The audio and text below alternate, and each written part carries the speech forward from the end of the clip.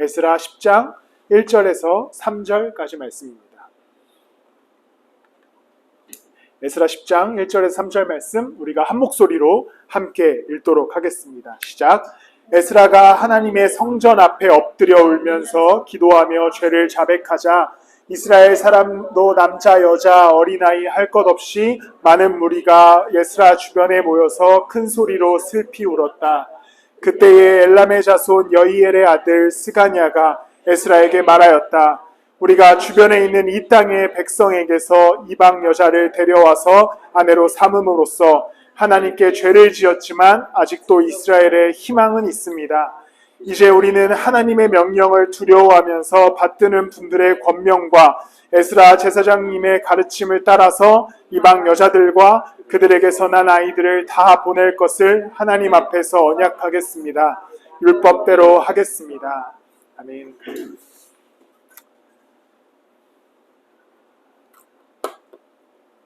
오늘은 에스라 마지막 말씀입니다. 에스라서는 총 10장으로 구성된 성경이지만 앞에 1장부터 7장까지는 거의 역사에 관한 이야기였다면 에스라의 핵심 주제는 이 8장에서 10장까지에 나오는 에스라가 소위 종교개혁을 하는 장면이 우리에게는 가장 중요한 부분일 것 같습니다. 이스라엘 백성들이 이제 포로 생활을 마치고 예루살렘으로 돌아오지요. 그리고 성전을 짓습니다. 그리고 그것이 에스라의 역사적인 내용인데 역사적인 내용이 핵심 주제가 아니라 실제로 그 내용의 핵심 주제는 이제 9장과 10장에 에스라가 이스라엘 백성들과 함께 기도하고 종교적으로 다시 말씀으로 돌아가서 성전을 재건함과 동시에 신앙을 세워나가는 이야기가 에스라서의 핵심인 것을 알 수 있습니다. 이스라엘 백성들의 역사는 참 기구해요. 우리나라만큼이나 슬픈 역사를 갖고 있어요. 포로 생활을 세계 국가 밑에서 하다가 돌아오게 됩니다.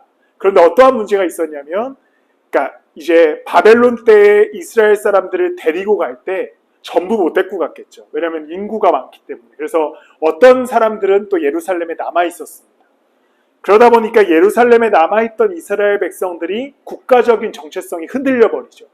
왜냐하면 지도자들이나 또 뭐 어느 정도 배운 사람들은 다 끌려갔기 때문입니다. 그렇기 때문에 남아있던 사람들이 이제 이방 민족과 결혼을 하기 시작합니다. 그러면서 국가적인 정체성과 하나님의 백성이라고 하는 정체성을 잃어버리게 돼요. 그러면서 50년이라는 세월이 흘러가기 때문에 사실 50년이라는 세월은 꽤나 긴 세월이고 세대가 바뀌는 세월이기 때문에 이제 이스라엘이라고 하는 정체성이 흔들리고 사라지게 됩니다. 사실 지금으로서는 뭐 다문화 가정, 이방인들과의 결혼이 흔한 일이고 이상한 일이 아니지만 당시에 이스라엘은 선택된 민족이었고 하나님께서 법적으로 이방 민족과의 결혼을 금했습니다. 그런데 이것이 순수 혈통주의를 의미하진 않습니다. 그럼 좀 폭력적이잖아요. 왜냐하면 이방 여인과 결혼했다고 해서 무조건 벌을 받아야 되는 건 뭐 사랑을 어떻게 그렇게 갈아낼 수 있습니까? 이런 얘기가 나올 수 있어요. 여기서의 문제는 이방인과의 결혼이 문제가 아니었습니다.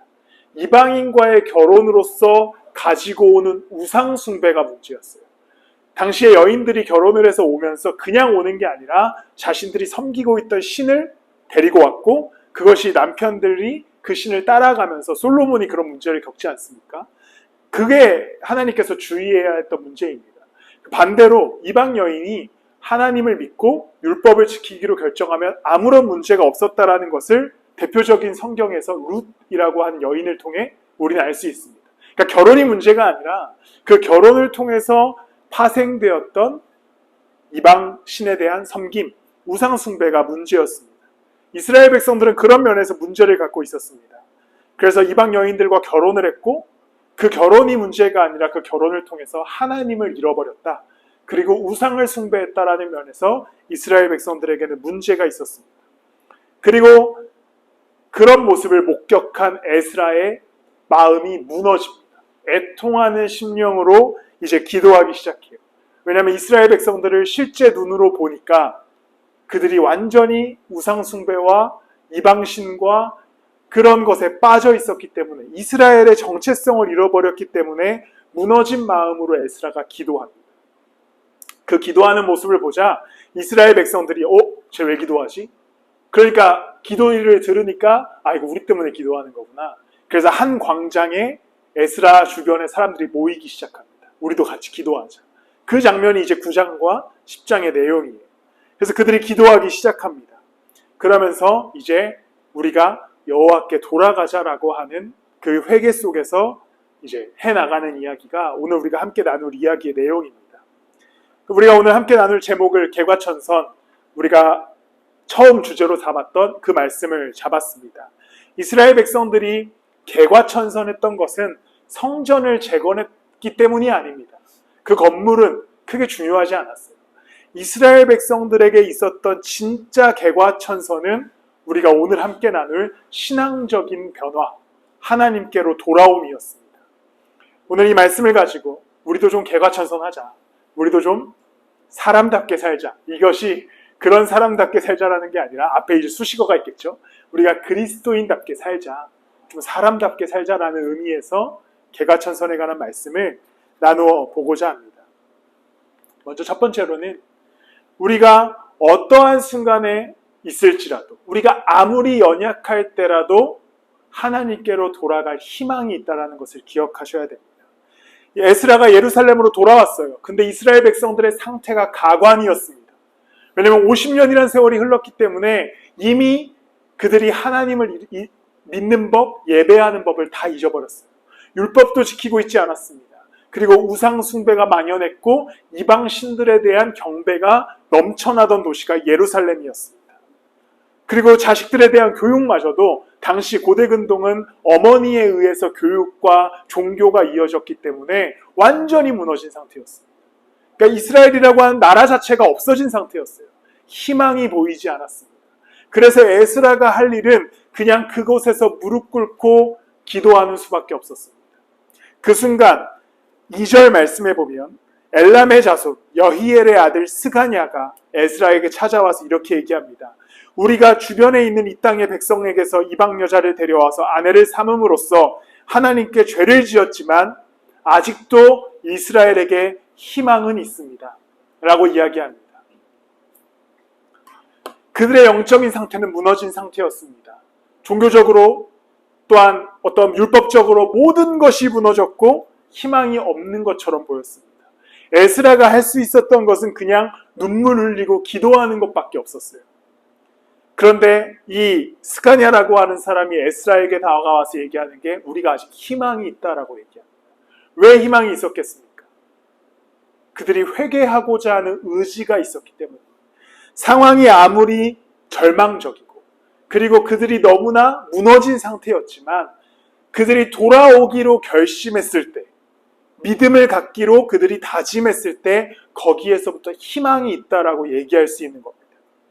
우리의 영적인 침체가 너무 깊어도, 내 삶의 문제 때문에 내가 넘어져 있어도, 그리스도를 떠나 있었던 시간이 아무리 길어도 그것을 희망 없다 이야기할 수 없는 것이죠. 누구나 어떠한 순간에도 어떠한 상황에도 어떠한 문제가 있더라도 내가 그리스도께 돌아갈 의지가 있다면 그를 향하여 희망이 있다라고 이야기할 수 있는 것입니다.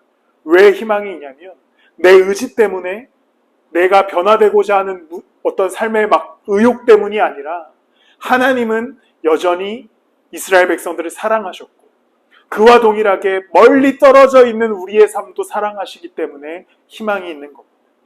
내가 예수 그리스도를 향한 열정이 사라져 있는 상태, 내가 믿음이 많이 다운된 상태, 내가 내 삶의 문제로 인하여서 지친 상태일지라도 하나님의 시선은 우리를 향하고 우리를 사랑하시기 때문에 우리에게 항상 희망이 있는 겁니다.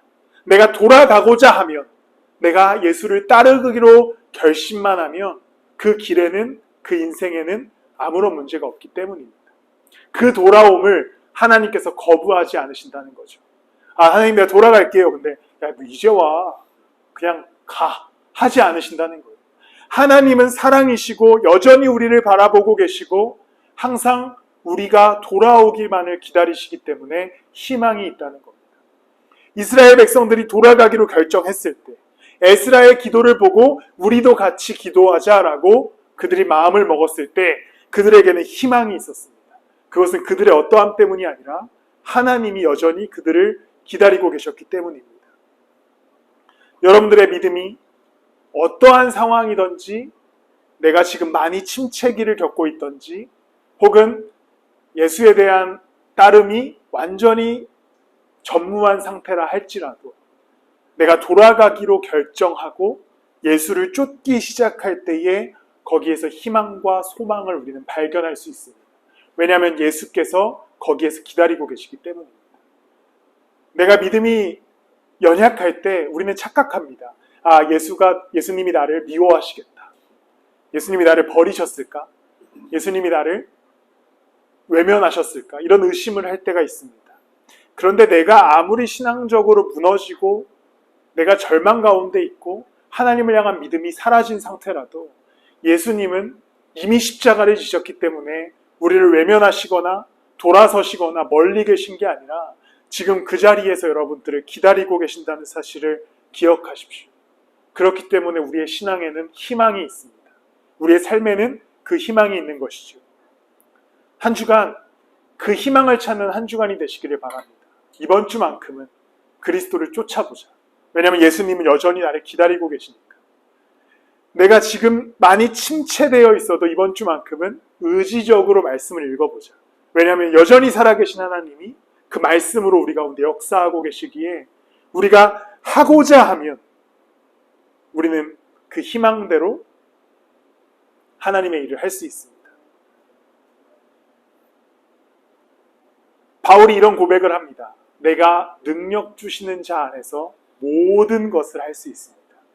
이 말씀을 좋아하시죠? 이 말씀을 은혜롭게 생각할 수 있습니다. 내가 능력 주시는 자 안에서 모든 것을 할 수 있겠구나. 주식을 한번 투자해볼까? 모든 것을 다 주시니. 근데 이 맥락을 잘 읽어보면 바울이 감옥에 있었어요. 감옥에서 이렇게 고백합니다. 내가 하나님의 일을 함에 있어서 능력 주시는 자 안에서 모든 것을 할 수 있다. 죽을 수도 있고 살 수도 있고 복음을 전할 수도 있고 전하지 않을 수도 있다. 그런 고백입니다. 우리에게 필요한 고백이 이거예요.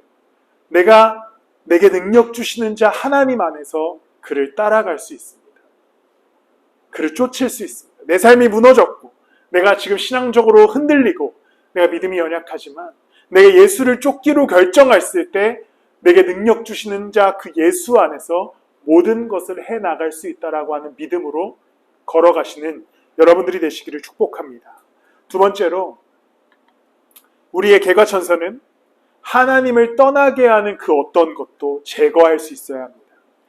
에스라의 회개기도에 참여한 이스라엘 백성들이 하나님께 돌아가기로 결정하고 하나의 대담한 결정을 하게 됩니다. 3절에 보면요. 우리 하나님의 명령을 두려워하면서 받드는 분들의 권명과 에스라 제사장님의 가르침을 따라서 이방 여자들과 그들에게서 난 아이들을 다 보낼 것을 하나님 앞에서 언약하겠습니다. 율법대로 하겠습니다. 이제 이스라엘 백성들의 결정은 이방 여인들, 아이들을 내보내기로 결정합니다. 죄의 원인을 끊어버리겠다는 것이요. 현대적인 관점으로 보면 나쁜 인간들이죠. 왜냐하면 아내와 자식들을 내쫓겠다라는 것이니까요. 실제로 내쫓습니다. 그리고 심지어 얼마나 나쁘냐면 그들은 자랑스러웠겠지만 이방 여인들과 결혼한 목록을 10장에 쭉 기록하죠. 이 사람은 결혼했고 이 사람도 결혼했고. 현대사회에서의 관점으로 해석하자면 나쁜 사람들입니다. 쥐들이 결혼해놓고 쥐들이 내쫓고 심지어 자식들도 무슨 잘못이 있다고. 그런데 고대 근동사회에서 이게 2000 몇백 년 전 이야기, 그러니까 단군이 탄생하기도 전의 이야기라는 걸 감안하시고 이때의 믿음을 지킬 수 있는 방법은 우상 숭배에 대해서 완전히 끊어버려야 했는데 당시의 이방 여인들을 계속 함께 한다는 것은 우상 숭배에서 끊어질 수 없었다는 것을 의미합니다. 왜냐하면 이방 여인들에게는 그게 그들의 신앙이었고 종교였고 믿음이었기 때문입니다. 그래서 이 우상 숭배에서 완전히 분리될 수 있는 유일했던 방법은 그들을 끊어내는 것밖에 없었습니다. 자식들에 대해서도 마찬가지죠. 당시에는 교육에 대해서 완전히 아내에게 여성들에게 일임돼 있기 때문에 지금 유대인들도 여전히 동일하게 여성들이 자녀 교육을 책임지는데 그렇기 때문에 자식들에 대해서도 마찬가지였습니다. 극단적으로 그들을 내쫓을 수밖에 없었던 이유는 그들의 무너졌던 신앙을 완전히 회복할 수 있는 방법이 그것밖에 없었기 때문입니다. 우리도 예수 그리스도를 믿어 나가는 데 있어서 끊어내야 할 것들을 끊어내야 합니다. 이것이 어떤 이단 종교에서 얘기하는 것처럼, 야, 이제 예수를 따라가야 하니까 가족도 버리고 뭐 직업도 버리고 어떤 우리의 공동생활을 하면서 교회를 이루자, 이런 의미가 아니죠. 만약에 이스라엘의 의미였다면 그런 의미가 맞았겠지만, 이제 우리는 이 땅을 살아가기 때문에, 예수 그리스도의 시대를 살아가기 때문에 이제 우리는 내가 할 수 있는 나의 삶에서 내가 끊어내야 할 것들을 끊어낼 수 있어야 하는 것이죠. 내가 예수 따름에 있어서, 내가 예배함에 있어서 나를 방해하는 요소들, 내가 그리스도를 쫓아감에 있어서 나를 괴롭히는 요소들, 그것이 내 삶의 의지라면 그 의지를 끊어내고, 내 삶에 어떠한 문제라면 그 문제를 끊어내고, 나로 타협하게 하는 모든 요소를 끊어낼 수 있어야 됩니다.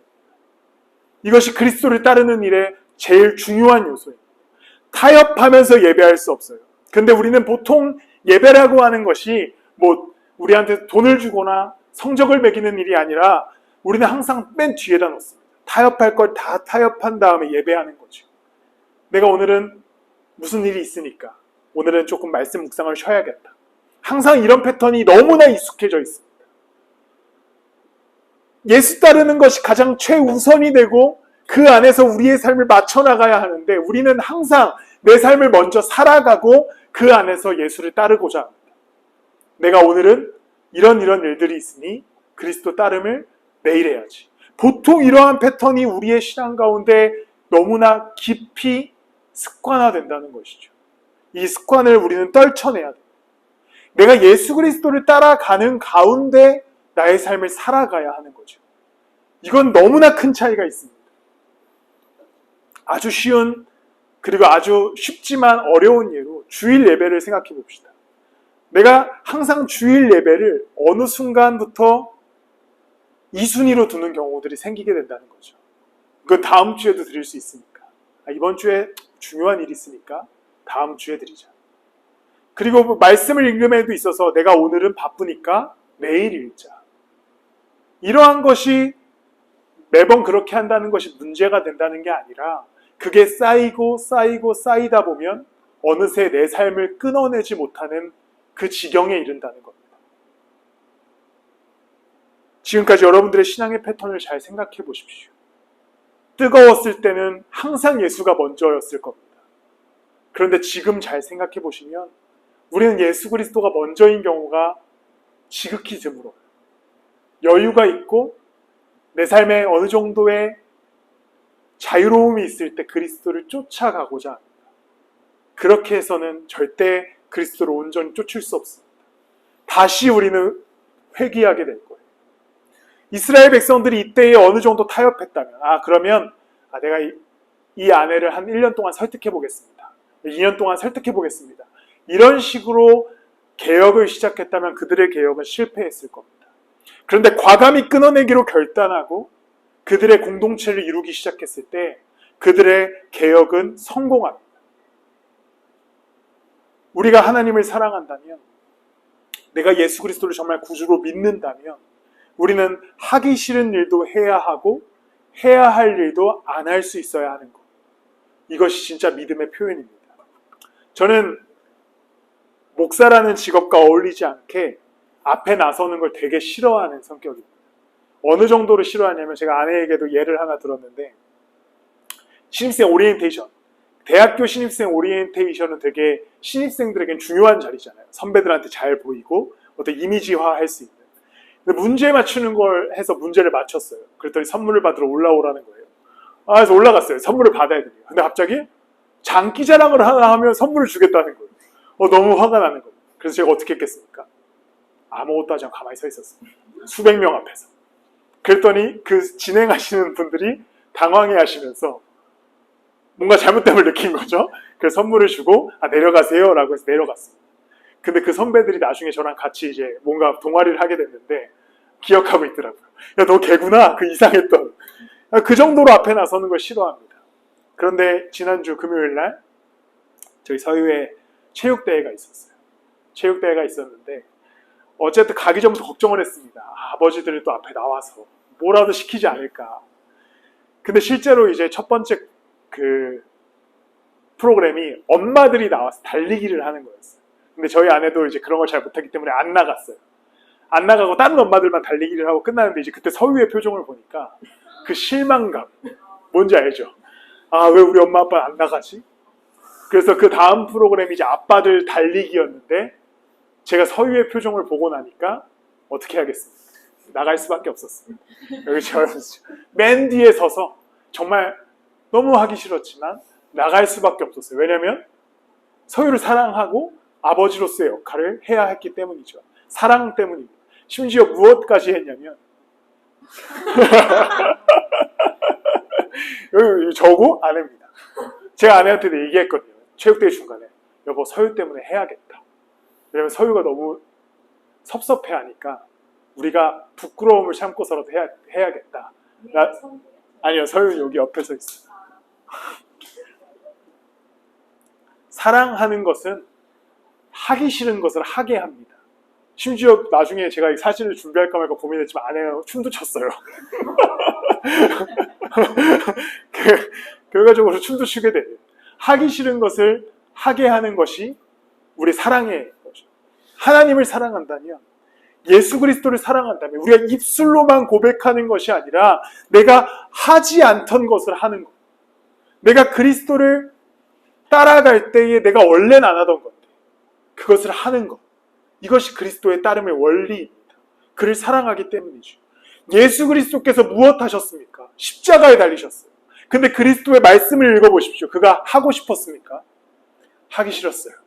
하나님께 나아가서 어떻게 얘기하냐면 주님 이 잔을 내가 마시지 않을 수 있다면 치워달라고 부탁할 정도로 그가 물이 피가 될 때까지 기도합니다. 그런데 결국에 그는 십자가에 달리죠. 왜냐하면 하나님이 우리를 이처럼 사랑하사 독생자를 주시기 때문입니다. 우리가 예수 그리스도를 사랑한다면, 하나님을 사랑한다면 그냥 입술로의 고백으로는 아무것도 안 돼요. 해야 합니다. 하기 싫은 것도 해야 돼요. 끊어내야 되는 것을 끊어내야 합니다. 그것이 사랑의 표현입니다. 한 주간 말씀 읽기 싫을 때 말씀을 읽으십시오. 그 마음이 들었을 때 읽으세요. 아, 오늘은 못 읽겠다 할 때 읽으세요. 제 권면입니다. 아, 오늘 로마서 절대 못 읽겠다 할 때 읽으시기 바랍니다. 오늘 말씀이 기도 같은 거 할 지금 여유가 없다 할 때 기도하십시오. 혹 다음 주일날 내가 오늘은 예배 못 가겠다 하는 마음과 생각이 들 때 다음 주일은 꼭 예배 나오시길 바랍니다. 그것이 여러분들이 예수를 사랑하는 길이기 때문입니다. 이스라엘 백성들이 모든 것을 끊어낼 때 거기서 회복이 시작됐듯이 여러분들이 그렇게 하나하나 그리스도를 쫓아나갈 때 진짜 회복될 것입니다. 마지막으로 모든 변화는 차근차근 해나가야 합니다. 이스라엘 백성들이 에스라의 회개 기도를 보고 자신들도 회개하기로 결정합니다. 그래서 광장에 모여서 기도하기 시작해요. 근데 문제가 일어납니다. 장마철이었대요. 그러니까 참 성경도 되게 인간적이지 않습니까? 비가 내리는 거예요. 그러니까 이스라엘 백성들이 비가 내리니까 이거 더 이상 여기서 기도 못하겠다 싶은 거죠. 그래서 우리 함께 읽지는 않았지만 13절 말씀에 보면 에스라에게 이스라엘 백성들이 찾아가서 이렇게 얘기합니다. 그렇지만 여기에 모인 사람들의 수가 많고 때가 장마철이므로 이렇게 바깥에 서 있기가 어렵습니다. 더구나 이 일은 우리의 잘못이 너무나 커서 하루 이틀에 처리될 문제가 아닙니다. 라고 얘기하고 이들이 흩어집니다. 그들의 문제를 해결하는 일은 하루 이틀에 해결될 문제가 아니었습니다. 실제로 그랬습니다. 장마철이어서도 그랬지만 그들은 이제 차근차근 그들의 삶과 국가와 행정 시스템과 모든 것들을 변화시켜 나가야 했습니다. 우리의 삶도 어느 날 갑자기 불받아서 돌아가는 경우도 있지만 그 이후의 삶은 항상 차근차근 우리의 인생을 그리스도를 향하여서 밟아 올라가야 합니다. 갑자기 변화되는 것, 갑자기 또 요요가 올 수 있다는 거예요. 신앙의 요요가 올 수 있습니다. 내가 갑자기 예수를 쫓았다가 더 차가워질 수도 있습니다. 그런데 우리가 한 걸음 한 걸음 꾸준히 하나님을 쫓아 나서고 걸음을 옮겨 나갈 때에 그 삶은 흔들리지 않는 튼튼한 반석 위에 짓는 집이 될 것입니다. 여러분들이 예수를 쫓아가기로 결정하신다면 조급해 하지는 마십시오. 와, 내가 오늘 성경 안 읽었다. 큰일 났다. 이러한 조급함이 없으실 수도 있지만 그런 조급함은 갖지 않으셔도 됩니다. 그러나 의지는 있으셔야 됩니다. 내가 차근차근 그리스도를 쫓아가겠다. 오늘 하루 말씀을 조금이라도 읽겠다. 그렇게 쌓여가서 이번 주일에는 내가 예배하겠다. 이렇게 매일매일의 삶이 차근차근 쌓이다 보면 튼튼한 반석 위에 서게 될 것입니다. 예수 그리스도께서 너희들의 삶을 얘기하면서 주신 비유 중에 하나가 바로 모래 위에 지은 집과 반석 위에 지은 집의 차이점이지요. 마태복음에 그런 비유를 드십니다. 야, 너희가 나의 말씀을 듣고 행하면 반석 위에 집을 짓게 되거라. 여기에 포인트가 뭡니까? 듣고 행하면. 차근차근 말씀을 듣고 행하며 삶을 살아가셔야 합니다. 그것이 예수께서 우리에게 반석 위에 집을 짓는 방법이다라고 말씀하십니다. 모래 위에 집을 짓는 사람 어떤 사람이냐면 말씀을 듣는 것까지 똑같아요. 행하지 않으면 모래 위에 집을 짓는 거다라고 말씀하시죠. 우리가 반석 위에 이제 태풍이 불고 비바람이 칠 때 무너지지 않을 집에 살고 싶으시다면 차근차근 여러분들의 삶을 말씀을 듣고 행하며 예배하고 또 들은 대로 살아가는 삶을 살아가야 합니다. 급하게 생각하지 마십시오. 그러나 결단은 있어야 됩니다. 내가 그리스도를 따르기로 결단했다면 갑자기 삶을 변화시킬 수는 없지만 차근차근 걸음을 옮겨 하나님의 일을 이뤄가시는 여러분들이 되시길 소망합니다. 이스라엘 백성들이 하루 이틀 만에 이 일 문제를 끝내지 않고 이제 차근차근 회의도 하고 회의하면서 이제 난 안 하겠다라고 하는 사람도 나오면서 차근차근 그 행정적인 절차를 해결해 나가듯이 우리가 예수 그리스도를 쫓아가기로 결정하셨다면 이제 차근차근 여러분들의 인생길을 걸어가시길 소망합니다.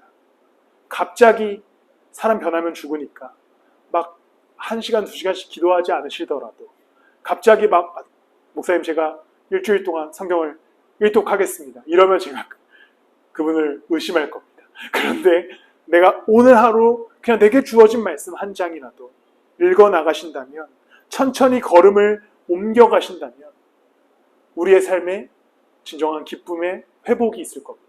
진짜 중요한 것은 몸을 하나님께 돌리고 있는가가 중요한 겁니다. 내가 일단 하나님께 시선을 돌리고 걷기 시작하는 게 중요한 겁니다. 속도가 중요한 게 아니에요. 걸음의 보폭이 중요한 게 아니에요. 일단 내 인생이 하나님을 향해 보고 있는가. 그래서 걸음을 옮기고 있는가. 아주 작은 걸음이라도 달팽이만큼이라도 옮긴다면 그 걸음이 쌓이고 쌓여서 반석 위에 집을 짓는 인생을 살아가게 될 것입니다. 그리스도를 쫓아가십시오. 이 쫓아가라고 하는 권면이 단순히 빠르게 쫓아가라는 게 아닙니다. 걸음을 하루 이틀 옮겨가는 것이지요. 그렇게 우리가 여러분들의 신앙을 반석 위에 세우고 우리의 교회도 그 반석 위에 세워나가게 되기를 소망하고 축복합니다. 말씀을 마무리합니다. 에스라를 또한 마무리합니다. 이스라엘 백성들은 이렇게 성전을 짓고 회복하게 됩니다. 훗날 느헤미야라고 하는 사람이 와서 그 성전 덫의 성벽도 세우게 됩니다. 역사적으로 그 다음 이야기가 느헤미야거든요.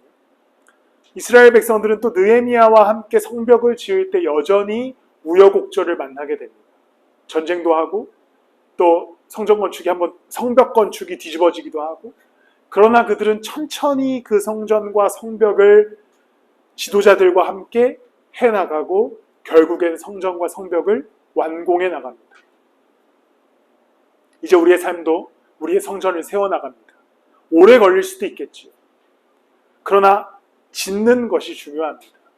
삶의 문제들을 만날 때, 신앙의 침체를 만날 때, 어떠한 순간에도 여러분들이 그리스도를 쫓기로 결정하고 하나님께 몸을 돌려서 걷기 시작한다면 거기에 희망이 있기에 그와 함께 걸으시고 그리고 말씀을 쫓아가실 때에 진정한 반석 위에 세우시는 집, 그 성전을 여러분들의 인생 가운데 건설하게 되기를 예수 그리스도의 이름으로 축복합니다.